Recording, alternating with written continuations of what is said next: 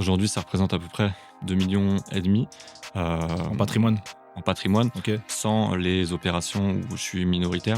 Bon, maintenant, là, il y a un plan social ou un licenciement parce que ça va plus trop. Toi, tu sais que tu as 6 mois ou 12 mois devant C'est toi ça, j'ai commencé à transpirer. pour un peu enchaîner les projets parce que tu as encore l'étiquette du bon CDI. Ouais. Le sport, la foi, c'est voilà, c'est des C'est ton quotidien, tout ça. c'est des fondations en fait. Ok. Tu disais, c'est des valeurs que j'avais pas forcément peut-être quand j'étais jeune, mais peut-être qu'il y en a qui sont venus avec le temps. Ouais, je dirais peut-être que je les avais, mais je les avais pas identifiées. Ok. Si tu composes pas avec les armes, avec les bonnes armes, ouais, le système sera toujours plus fort.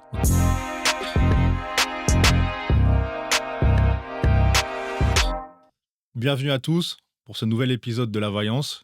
Aujourd'hui, on va parler d'une thématique qui m'est chère, qui est l'immobilier. Parce que je suis moi-même investisseur immobilier, donc ça me fait plaisir d'inviter quelqu'un qui aujourd'hui a un parcours assez intéressant qui va nous partager. Et sans plus attendre, je vais vous faire l'introduction comme vous savez déjà. Un homme d'action, porté par ses projets et son ambition. Il voit des choses que nous ne voyons pas. Et cela en toute saison. C'est véritablement un homme de vision. De Paris aux Alpes, il trace son chemin. Dans le sud, l'aube guide ses lendemains. Et clé après clé, il érige son destin, toujours serein.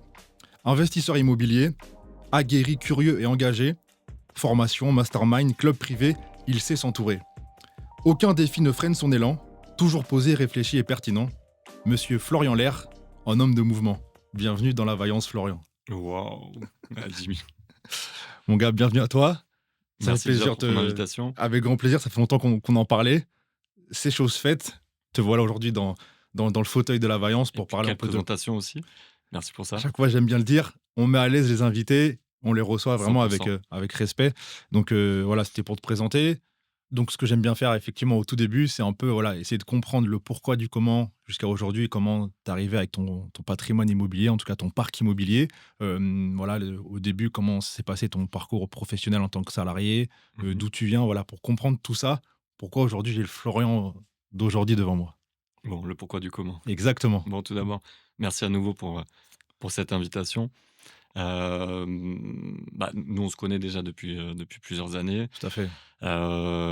Florian, 37 ans maintenant, enfance en région parisienne comme toi. Ok. Euh, Très tôt, l'envie de voir ce qui se passe aussi un peu ailleurs. Euh, je sentais ce décalage un peu entre, alors j'aime bien dire la région parisienne pour pas stigmatiser, mais on va dire la banlieue et puis Paris, tu vois. Ok. Donc de me dire que ce monde était peut-être un petit peu trop petit en tout cas pour nous. Euh, Ce qui fait que je me suis dirigé vers des études en tourisme. J'avais déjà cette envie de voir autre chose. Ok. Après, du salariat, le salariat, j'ai touché à Beaucoup de beaucoup, choses. beaucoup, beaucoup de choses. Ça passe des jobs étudiants très tôt, 15-16 ans, à une carrière qui est maintenant un petit peu derrière moi de 10 ans dans l'aérien, Ok. France et étranger. Tu faisais quoi exactement dans l'aérien? J'étais personnel navigant. Enfin, D'accord. c'est steward. PNC, Exactement. ouverture des portes. Exactement. Et c'est un métier qui m'a permis de voir le monde, mais aussi de rencontrer beaucoup les gens, que ce soit les passagers, les collègues, les équipages, les supérieurs. Et voilà, c'est quelque chose que j'avais envie déjà de faire depuis un moment. Je me rappelle avoir vu la conseillère d'orientation assez tôt, à l'époque au collège, je te rappelle. Tout à Et fait. pour moi, c'était déjà clair que c'était ça, tu vois. Donc ça, au moins, c'était un problème en moins. Donc j'ai orienté mes études par rapport à ça. Très beau métier, heu, mais comme on dit, peut-être une fois arrivé à un certain âge où on commence à perdre certaines illusions de la vie, on se rend compte que, on a aussi envie de construire. En tout cas, c'était mon cas, de bâtir, de faire quelque chose de un peu plus tangible. Ok. Je me suis servi de ce métier pour, effectivement démarrer l'immobilier. Ok, donc de 20 ans à 30 ans, quand tu as fait 10 ans dans l'aérien, Ouais, c'est ça un petit peu, c'est à à peu peu près près. de 20 à 30. Et du coup, c'est vraiment vers 30 ans que tu te dis, vas-y, il faut vraiment que je bâtisse quelque chose de concret. C'est vers cet âge-là ou un peu avant? C'est exactement ça, je suis rentré à 32 ans. Ok. J'habitais à l'étranger, j'étais à Dubaï. Ok. J'ai fait une belle expérience de 5 ans là-bas et je suis rentré avec, l'envie de continuer ce métier, mais de passer la seconde, comme on peut dire, Ok. tu vois? Donc on peut dire que c'était un peu le cap de la trentaine, comme certaines personnes ont des fois, où on a un peu un déclic en se disant, je veux autre chose, C'est ça, je veux améliorer ma vie, mes projets, etc. c'est ça, Ok. plus ou moins. Alors à À peu un près, an hein. ou 2 près, Oui. c'est complètement ça. Du coup, faut bien dire pour l'épisode, donc du coup, là, tu nous dis qu'à 30 ans, t'avais encore à 30 ans, 32 ans, t'avais encore aucun bien immobilier? C'est Non, ça? il y avait rien. OK. Non, mais c'est important de le préciser parce que tout à l'heure, tu as précisé ton âge. Il y en a eu un, Ah, effectivement, mais pas on en avait beaucoup? parlé en off, il y en a eu un, mais qui est jamais sorti de terre. Ah oui, celui à Parce qu'à Dubaï? l'époque, voilà, OK. c'est quand j'habitais à En Dubaï tout cas, à il y en a eu 27 ans, OK, mais celui-là, il est fantôme, OK, donc OK. pas. Mauvaise expérience, OK. Mais du coup, 0 à 30-32 ans et aujourd'hui à 37 ans, combien tu en as? Juste pour montrer aussi. Aujourd'hui, 20. OK, donc 20 tu parce qu'il y a eu des reventes, il y a eu de l'arbitrage. OK, donc 20 lots en espace de 30 ans à 37 ans à peu près. En l'espace de un peu moins de 5 ans, parce que, ouais, OK, 5 on va ans. dire, j'ai commencé à 32 et voilà, il y a une période, OK. j'ai Et bien appuyé. et comment du coup ça s'enchaîne tout ça? Parce que effectivement les années passent vite, on est Mmh. tous dans le rush, tu du train-train quotidien. Tu avais encore ton activité un peu de salarié, même si j'ai compris que tu étais un peu sorti tout doucement pour voir autre chose. Comment tu sors du salariat? Et si tu y restes, comment tu combines en fait le fait d'aller cumuler en fait des projets, des Mmh. investissements pour arriver aujourd'hui à 37 ans avec 20 lots?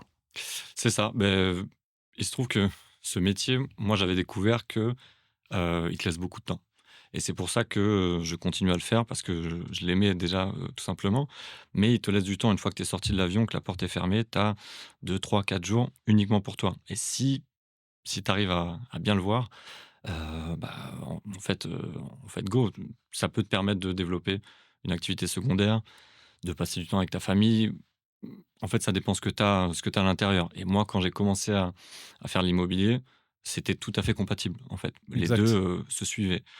J'ai arrêté de le faire par un fait de vie, à l'époque de la pandémie. OK, Covid. Ouais, OK, 1 an et demi après où, bah, finalement la compagnie, s'est séparée d'une partie des équipages d'accord. et c'est là où j'ai un peu appuyé, Sur on va l'IMO, dire sur l'IMO, tu sais, voilà, tu te prends une porte et donc du coup tu forcé vas appuyer. Pas forcé en revanche, mais pour dire, «Bon, on va y aller» parce qu'il y a OK. plus trop d'échappatoire. Et quand ils t'avaient prévenu justement du «plan» entre guillemets, Mmh. est-ce qu'ils vous ont laissé un délai pour vous dire, on te l'annonce aujourd'hui et c'est peut-être Ouais. dans OK, Ouais, on a eu 6 mois à peu près. si 6 mois, mais ou avec plus? l'espoir de revenir derrière, tu vois? Donc il y a eu un peu cette période de flottement. J'ai pas forcément attendu le flottement, justement l'immobilier, une fois que tu rentres dedans, tu sais ce à quoi tu t'accroches Tout à fait. et le temps dans l'immobilier est long, donc j'y suis allé, quoi. Non, je demande ça parce qu'en fait, c'est important. C'est vrai que souvent, quand on est investisseur immobilier et qu'on a, entre guillemets, le bon profil avec le CDI qui va bien, un bon salaire et tout, les banques apprécient. Là, le fait de savoir que tu es en train d'accumuler tes biens Ouais, immobiliers et ton taf te dit, bon, maintenant, là, il y a un plan social ou un licenciement parce que ça va plus trop. Toi, tu sais que tu as 6 mois ou 12 mois devant c'est toi ça, j'ai commencé à transpirer. pour un peu enchaîner les projets parce que tu as encore l'étiquette du bon CDI. Est-ce que toi, ça a été aussi cette approche-là avant de sortir? Ouais, c'était complètement ça parce que, bon, tu le sais, il faut savoir la banque, elle, finance pas un projet, mais un profil. Tout à Avant fait. tout, même si tu passes en société et Exact. cetera, donc Le feeling, hein. Le feeling, la relation, c'est très, très important. ouais, c'est ça. Pour les dossiers immobiliers, les montages, pour que ça soit accepté, mais aussi dans la vie en général. À chaque fois, c'est le feeling qui va primer sur, des fois beaucoup de choses avant même, comme tu dis, les chiffres, Mmh. avant même le C'est de le l'humain, le bien projet, sûr. l'humain. Et avant tout, on évolue dans un système, il faut rentrer dans les cases. Il y a certaines cases. Bien sûr, il y a des contre-exemples, mais l'exemple de base, c'est, le CDI, des revenus stables, des flux identifiés et de la cohérence, tu vois? Donc voilà, je savais que j'avais ça encore pendant, ouais, à peu près 6 mois, donc j'ai appuyé. J'ai continué après à travailler en dehors de l'aérien parce que, mine de rien, sans ce CDI, ou sans cette stabilité, c'est compliqué d'aller chercher plus d'immobilier. Mais oui, j'en reviens au fait que c'est difficile de se battre contre le système. Bien sûr, après, créer des sociétés immobilières, des sociétés commerciales, mais il y a toujours on en revient au temps, en fait, hein, le temps de Exact. l'immobilier est Le long, le facteur temps de temps. l'entrepreneuriat, qui plus est long. Tu vas voir la banque, il te faut à minima 2 bilans, sinon 3 bilans Mmh. et heu et donc voilà, c'est plus simple de dire: «OK, je vais trouver un boulot» ou alors je garde mon boulot et j'appuie sur ma situation existante. OK. Non, c'est fort et je rebondis sur un truc que tu as dit qui est assez pertinent, c'est que tu disais effectivement, j'ai compris qu'il fallait se battre contre le système. Tu viens de dire ça et c'est vrai qu'en disant cette phrase-là, je sais pas, tu dis-moi ce que tu en penses, mais est-ce que c'est pas faut se battre avec le système? Ouais, Tu vois? c'est comme ça que je l'entendais, en fait. Exactement, parce que tu vois, quand il y a le délire de contre, le combat, Mmh mh. si tu prends ce parti pris-là, je pense que forcément tu auras des déboires et puis tu vas être en mode tu vas te morfondre et tu vas pas être content Exclu parce que le système gagnera. Donc est-ce qu'il faut pas plutôt composer et jouer avec les codes qu'il y a. Ouais, les codes du système, c'est quoi? C'est l'argent et l'influence ou on va dire l'influence découle sur le réseau, découle sur les relations. Ok, Donc en tout cas, selon ma vision, c'est comme ça que tu as une influence sur ta vie et que tu te sers du système, à travers lui. Mon but n'était pas d'aller contre, hein, était de dire: «Je vais m'extraire tout doucement, en fait, pour gagner en liberté». ok, Mais le système, il sera là quand moi je serai plus là, tu tout vois? à fait, tout à fait. Donc l'idée, c'était d'aller dans le courant et ne pas se battre, à contre-courant. Ouais, exactement. Non, c'est bien de le préciser parce qu'il y a beaucoup de gens, entre guillemets, qui des fois ont des causes Bien sûr. honorables, hein. Tu vois, comme la période des Gilets jaunes. C'est Mmh. des choses que je peux comprendre, tu vois, parce que du coup, nous, on vient peut-être aussi de banlieue parisienne, peut-être moins exposé à ça. Sauf effectivement, des fois, peut-être les quartiers aussi, les quartiers populaires. Mais là, c'était beaucoup une vague avec les gens en province qui avaient une autre réalité que nous ne connaissons pas et que nous vivons pas.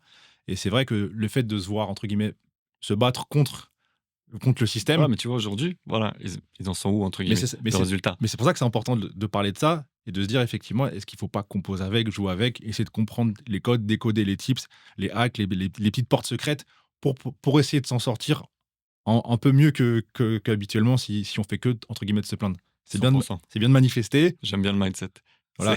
Non, mais c'est important de le dire parce que comme tu dis, ce qui est bien, c'est OK, ils ont fait ça, maintenant aujourd'hui, ça en est où? Et ça vaut pour plein de entre guillemets, «plein de causes», même si à chaque fois elles sont honorable, honorables, bien sûr, tu ça vois? retire rien à la cause, mais si tu veux, le système va te drainer, en fait. Si tu composes pas avec les armes, avec les bonnes armes, ouais, le système sera toujours plus fort. OK, donc du coup, pour ça, comment faire pour, jouer avec le système et être bien drainé avec? Du coup, c'est quoi? De la formation, du réseau? Qu'est-ce que tu aurais comme conseil justement? Tu tu veux dire sur la partie immobilière? D'une manière ouais, IMO et puis Mmh. au général pour en fait suivre un peu ce courant-là et ne pas être dépassé en fait par la société, par, les nouvelles technologies, tu vois? Qu'est-ce que toi aujourd'hui tu mets en place pour être toujours un peu, à la à la tendance du moment quoi, tu vois? Bah, justement, ça va peut-être, à contre-courant, mais pour être à la tendance, j'essaie de me couper, tu OK. vois? Alors c'est pas forcément la tendance, mais c'est plutôt revenir à soi aussi. Hem, Exemple concret? exemple concret, j'avais, appris d'un investisseur, qui était déjà sur des sphères très hautes, américain, qui lui, en fait, le moment où il a réussi vraiment à performer, c'est quand il s'est «retiré du monde» entre guillemets. Il vivait, sur des îles, je crois que c'était les Bahamas et en fait, donc j'avais lu sa biographie, hein, et il disait: «Les moments où j'ai pris les choix les plus éclairés et les plus impactants sur mon patrimoine étaient toujours quand je me retirais du monde». En fait, du brouhaha, tu vois? On est mine de rien dans une époque où il y a une surinformation et je pense que essayer de la trier, c'est aussi beaucoup d'énergie. Le fait est de se dire peut-être, voilà, j'ai identifié une personne, une source qui, pour moi, qui me parle, je vais garder celle-ci et puis pourquoi pas garder ma curiosité ouverte, mais ce sera mes 2, 3, 4 sources, OK. d'informations principales et après basta, OK, non, mais tu c'est vois? bien, c'est intéressant et ça, est-ce que toi, du coup, tu le pratiques, tu le fais, par exemple, sur l'année? Est-ce que tu te dis: «Bon, bah, là, c'est une semaine, entre guillemets, à moi, en mode off»? Je le fais pas encore. C'est vrai que c'est quelque chose que je vois beaucoup. Je lisais aussi dans la biographie. Je suis très friand des biographies parce que pour moi, on prend vraiment la sève, Le nectar? des gens. Voilà, ils nous parlent un peu à cœur ouvert. Je crois que non, c'était pas Steve Jobs, c'était, l'autre de Microsoft. Bref, Ouais, ça reviendra. Q Lui, il fait ça chaque année. Chaque année, une semaine dans les bois, une petite cabane et voilà, c'est un espèce de reset sur lui-même et je pense qu'arriver, voilà, à des certains niveaux où tu gères des gens, tu as plusieurs sociétés et cetera, c'est normal. On est des personnes de cycle, en fait et on peut pas tout le temps être en faut se montée, régénérer. tout le temps être à 100. L'immobilier d'ailleurs se reflète pas mal là-dessus. Les cycles aussi, si tu veux, on y reviendra. Mais voilà, on peut pas toujours être en phase d'acquisition, toujours réussir, toujours avoir des belles opérations. Il y a des moments où il faut manger son pain noir et Il y courber a les le pain chines. noir, il y a le marché, Voilà. il y a après notre contexte perso qui fait, ben, en ce moment, on a moins de finances, donc on peut moins investir. Donc on est plus dans une phase, plutôt stable. Après, tu as de la stagnation, des fois tu arbitres. Donc en termes d'arbitrage, est-ce que toi, C'est ça. aujourd'hui, tu vois, là, 37 ans, est-ce qu'aujourd'hui, ça t'est arrivé d'avoir eu à revendre, un appartement ou un immeuble? Je sais pas comment sont composés tes 20 Bien apparts. sûr. Est-ce Alors que tu c'est est-ce que tu dû revendre quelque chose? ouais, ce sont les 2, c'est des apparts et des immeubles OK, et avec du commercial aussi, des locaux d'accord. commerciaux et oui, j'ai revendu très rapidement, enfin très rapidement, au bout de 3 ans de détention. Heu, En fait, c'était déjà mon envie. Je l'avais aussi entendu d'autres investisseurs, hein, OK, heu, qui disaient que déjà ne pas trop s'attacher émotionnellement à ses biens, donc ça aide de c'est vrai. dire, je vais passer de la parole aux actes et aussi en fait, il y a toujours, un certain nombre de calculs à faire où on a tendance d'être cristallisé un peu sur, le cash flow. Voilà, le Exact. mot est dit, c'est bon, on l'a sorti. Mais en fait, il y a, on va dire, une réserve de valeur dans chacun de nos biens, que ce soit de la plus-value latente, que ce soit on a fait des travaux, que le marché est bien Mmh. performé et ça peut être, intéressant de l'extraire plus tôt, enfin le plus tôt possible OK. pour, repartir dans cette phase d'acquisition, pour mettre pour mettre de l'essence dans la machine. OK. Donc jusqu'à présent, j'ai fait 2 reventes pour OK. 4 lots et je trouve encore que c'est pas assez, tu vois? Là, je suis en train d'en revendre d'autres. OK. J'essaie d'avoir cette gymnastique aujourd'hui, d'en vendre à minima un par an. Justement, je trouve que ça fait tourner le Ça fait parc et sens. en tout cas pour moi, c'est ça. OK, non, c'est intéressant et du coup, le but de la revente d'ailleurs, c'est de repartir sur d'autres investissements toujours immobiliers, Mmh. peut-être atypiques ou d'autres choses que tu as pas fait? Ou est-ce que c'est d'aller diversifier justement la les fonds que tu vas recevoir? Bah, ça peut être les 2. Oui, dans un premier temps, on revend et on repart en IMO. Ça peut être aussi de stabiliser, tu sais, de faire cette phase de digestion, comme OK. on disait un petit peu, je te disais avant. Là, j'ai envie d'acheter, éventuellement un bien cash. Pourquoi? Généralement, on dit, utiliser la dette, 100 utiliser la dette. Le fait d'avoir un bien cash, même un petit quelque chose, que ce soit un garage, un débarras, un studio, va venir augmenter mon profil emprunteur aussi auprès des banques, qu'elles voient que, bah, mine de rien, les années paient aussi, que je joue le jeu et que, en fait, elles aiment bien voir ce qui va dans leur sens, tout Qu'il y a un simplement. bien ou 2 qui sont Voilà. sans crédit. Aujourd'hui, tu as un client en face de toi qui a un bien sans crédit, ça rassure, on parle le même langage. Donc tu vois, les reventes, en fait, elles peuvent servir à tout ça. OK, donc gage de confiance et de crédibilité auprès des banques pour venir asseoir une certaine relation. Ouais. On en revient un peu à tout à l'heure quand on parlait vraiment de la relation Mmh. avec le partenaire bancaire et ça, c'est quelque chose qui vient un peu appuyer la relation. J'amène du chiffre, j'amène du concret. Regardez, j'ai un bien, il y a pas de crédit dessus et les autres biens où il y a des crédits dessus, il y a pas d'incident de paiement, ça tourne. Voilà, Donc du coup, c'est exactement. En fait, ça tu as tout dit. Puis c'est aussi l'évolution des années. Peut-être que tu commences à allez, imaginons tu commences à 25 ans, au début, tu as les dents qui règlent le parquet. Après, tu comprends un petit peu comment, est fait le système et je dis toujours que le fait d'aller dans le sens de son interlocuteur, ce sera jamais un mauvais move. Tu vois, la banque ne veut pas, tout comme nous, c'est jamais agréable d'être mis au pied du mur, d'avoir quelqu'un en face de soi qui a des bonnes intentions, mais qui justement qui joue pas le jeu. Là, en fait, ça fait vraiment partie du fait de jouer le jeu. Heu, les contreparties et cetera, ça fait partie des contreparties aussi, de bien se présenter. d'accord. Non, c'est fort et par rapport au fait, tu sais, de passer du coup de ce premier investissement des premiers et aujourd'hui d'arriver sur un parc immobilier assez important, je suppose que tu as un écosystème qui a été créé et conçu par rapport à ça. Mmh. Aujourd'hui, comment tu le présentes? Est-ce que tu as une société? Est-ce que tu en as plusieurs? Est-ce que tu as mis un peu la holding en eux comme on aime bien nous montrer des fois dans des formations pour que justement fluidifier les tu sais, Les flux? les flux entre les Ouais. sociétés? Donc toi, comment ça se présente et quelle est ta vision par rapport à ça? En essayant Écoute, de vulgariser les propos pour ceux bien qui sûr, bien qui nous sûr. regardent, pour qu'ils essayent de comprendre un peu le schéma. Alors, en sachant que ça s'est fait avec les années, hein. Au début, j'étais un peu comme un chien fou, j'achetais et donc j'ai commencé par du nom propre. OK, Nom propre, c'est l'acquisition, en direct, sans structure, sans société, où la banque te prête à toi en personne physique. Puis après, avec l'accumulation, très vite, on vient être bloqué par des règles, des réglementations. Aujourd'hui, des SCI, j'en ai 3. 2 à vocation d'habitation, une avec du patrimoine commercial. d'accord. Il y a effectivement une holding au-dessus. Elle sert plus heu, à, comment dirais-je? à être mon associé. Sur quelques acquisitions, j'ai pu acheter directement avec la holding. Ce qui fait que tu restes un peu le capitaine du navire. C'est toi et toi, entre guillemets. Ça se fait pas au tout début, mais ça fait du sens arrivé à certaines années. Et là, depuis peu de temps, il y a maintenant une société commerciale, en fait, entre tout ça, qui vient capter, en fait, tous les flux. Pourquoi? Parce que, déjà par un souci de simplification, en fait. Dès que tu commences à avoir plus de sociétés, mélangées avec un peu de nom propre, tu vois? Là, je t'en parle, tu fais la tête, et ben c'est pareil, la banque, elle peut se dire: «C'est un écosystème que je ne comprends pas, ça peut servir peut-être, à cacher des flux ou je ne sais pas».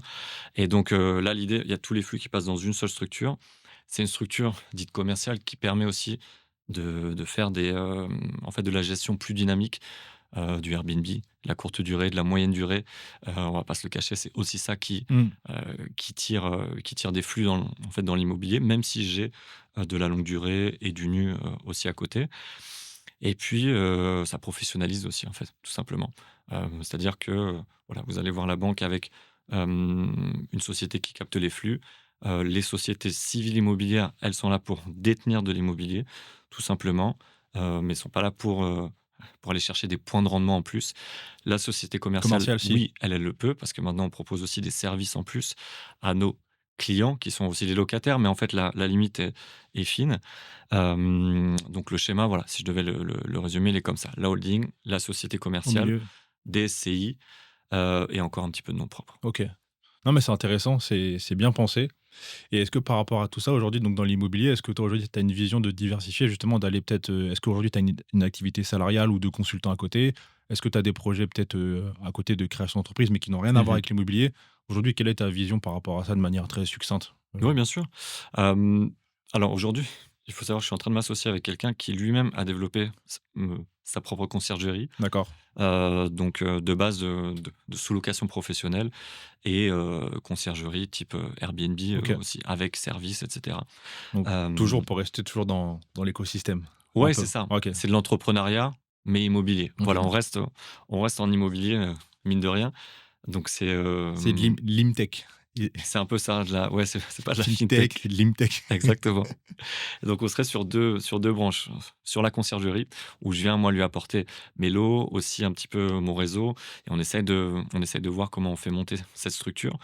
Et puis ça rend tout ça aussi concret. C'est pas seulement avoir des appartements, c'est, il y a maintenant une société qui gère tout ça, qui peut à terme être valorisée aussi, Tout à fait. parce qu'il y a un portefeuille client, il n'y a pas que mes biens, bien Mmh. entendu.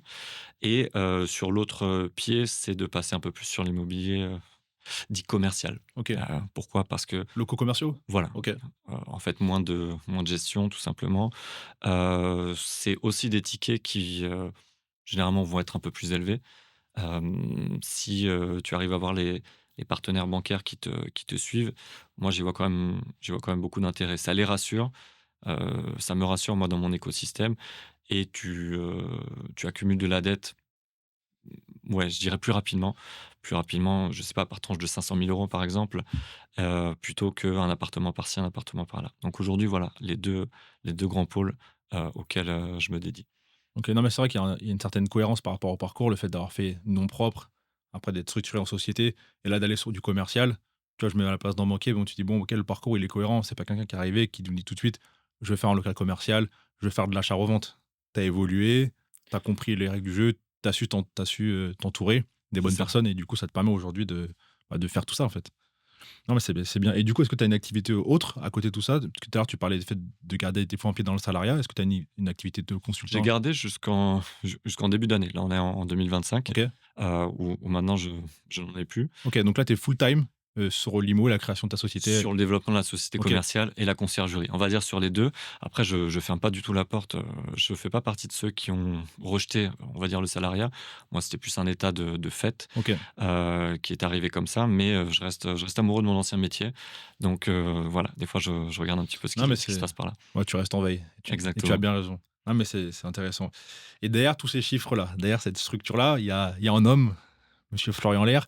Hem, Parle-nous un peu, voilà, de l'homme qui est derrière. Comment, du coup, toi, tu concilies justement toute cette activité un peu entrepreneuriale liée à l'immobilier, la création d'une société de conciergerie, de sous-location? Comment toi, justement, tu fais pour toujours être, être en flow, être bien et toujours avoir ce mindset-là qui fait que tu vas chercher d'autres projets, Mmh. tu vas savoir t'entourer. Voilà. Est-ce que tu as des choses à nous dire là-dessus? Et comment toi tu concilies voilà, l'équilibre vie pro perso? Si tu veux bien en parler par rapport à ta Le vie fameux perso. le fameux équilibre. Tout à fait, c'est important. Bon, tu sais comme moi, disclaimer, il y a des phases où il y aura pas d'équilibre, hein. Les phases d'accélération notamment, les phases où si tu as un projet par exemple avec des travaux et que tu dois mettre les mains dedans, voilà, où l'équilibre, Mais de on le côté. met un peu de côté et après les phases où tout va mieux, oui, effectivement, on va chercher un peu plus cet équilibre. Et qu'est-ce que Heu, tu fais du coup quand tu as ces phases de temps où justement tu as du temps entre guillemets pour toi? Qu'est-ce que tu mets en place justement pour, je bosse, franchement, tu bosses? après, tu sais, on en parlait aussi en off, ça ramène au pourquoi de l'immobilier. C'est-à-dire, l'immobilier, moi, ça m'est tombé dessus à une période où j'avais besoin de construire, tu vois? Et ça a répondu à des besoins, ce besoin de me sécuriser. J'avais, j'avais vécu une banqueroute, en fait, avant. J'étais rentré de l'étranger, j'avais pas grand-chose sur mon compte, D'accord. donc de me sécuriser, sécuriser ma famille aussi, de plus, Tout à l'heure tu as parlé de liberté aussi. Tu as dit sécuriser, ouais. tu as parlé de liberté aussi, j'avais entendu. Liberté de choix, en fait, tu vois? OK, De pas que l'argent dicte, mes choix et de pouvoir choisir mes projets, en fait, tout simplement. Encore une fois, c'était pas un rejet du salariat, c'est plus, un rejet de ce qu'est devenu le salariat, tu vois? Et donc la nuance était là. Donc les fois où c'est dur, moi, je me ramène sur sur pourquoi, en fait, j'ai commencé à faire ça et ça se trouve, dans je sais pas, dans 5 ans, ça me correspondra plus. J'ai quand même un doute dessus parce que l'immobilier, c'est du temps long et moi, je suis quelqu'un qui m'inscrit vraiment dans le temps long. Donc je dirais que les 2 font la paire, quoi. OK, et par rapport à tout ça, quelles peuvent être tes du coup les valeurs fondamentales qui te permettent justement de tenir ce cap-là? Est-ce qu'il y a des choses dans ta vie qui font que tu tiens, le cap? Et quand je dis des Mmh. choses, ça peut être par exemple, ton entourage, Ouais. dans le milieu immobilier, ça peut être la famille, ça peut être ta conjointe si tu as une femme, ça peut être ton cercle familial, ça peut être la foi. Quelles sont, effectivement, à quoi tu penses quand quelles sont, voilà, les valeurs qui fondamentales en toi qui te permettent de tenir le cap? Ouais, écoute, bon, on a brassé beaucoup de valeurs là, hein, Ouais, mais c'est mais des exemples. effectivement, c'est un peu de tout. Je pourrais commencer par la résilience. Je pense que tu l'as aussi Mmh. de par ce que tu fais, l'activité entrepreneuriale que tu mènes. Heu Et après, c'est des valeurs, que j'ai grappillées, on va dire, alors je sais pas si je les avais en moi, mais que j'ai grappillées ou que j'ai reconnues, autour de moi. C'est-à-dire, les fois où ça va un petit peu moins bien, d'avoir un entourage qui est solide, qui va pas partir dans 6 mois, qui est solide, mais qui est inspirant aussi. Donc ça veut dire s'entourer de personnes qui l'ont déjà fait OK. et qui sont prêtes aussi, heu, à partager. Tu vois? Se mettre sous la coupe d'un mentor, ça peut être des moves comme ça que j'ai tenté de faire à certaines périodes de ma vie. La foi également, bah, j'en parle avec plaisir vu que tu l'évoques.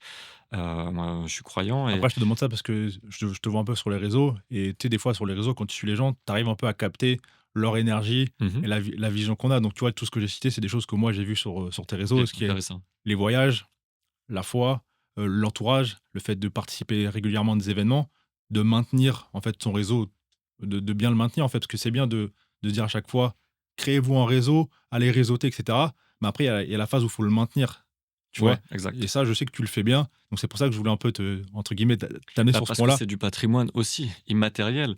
Mais tu sais, comme on dit, les artistes, ce sont, leurs droits d'auteur, par exemple. Le réseau, bon, la fameuse phrase: Your network is your net worth», tu vois? Ton ton ton réseau est ton «patrimoine» entre Mmh. guillemets.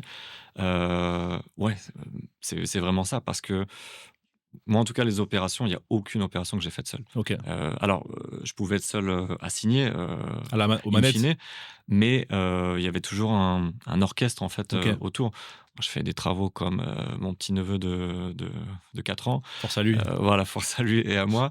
J'ai fait forcément, j'ai un petit peu mis la main à la pâte, Mais il faut qu'il y ait mais quelqu'un voilà, qui chapeaute le truc. cibler ce que tu sais faire. Donc l'entourage, pour moi, était primordial. OK. Je me suis rendu compte que je pourrais pas tout faire et également, ça, je pense que tu l'as en tête, si tu as envie de scaler, si tu te dis: «Bon, j'ai vu comment ça fonctionnait, mais maintenant, je vais en faire 5, 10, 15, 20, et cetera». Bah, très vite, tu vas commencer à sortir un peu de cet opérationnel, repérer les gens qui font mieux que toi. J'aime beaucoup, m'entourer des gens qui sont meilleurs que moi. Je vais leur payer, un café, un déjeuner, on se pose, on apprend OK. et après si le feeling est là, on travaille ensemble. Hem, donc ouais, cet entourage très important pour moi.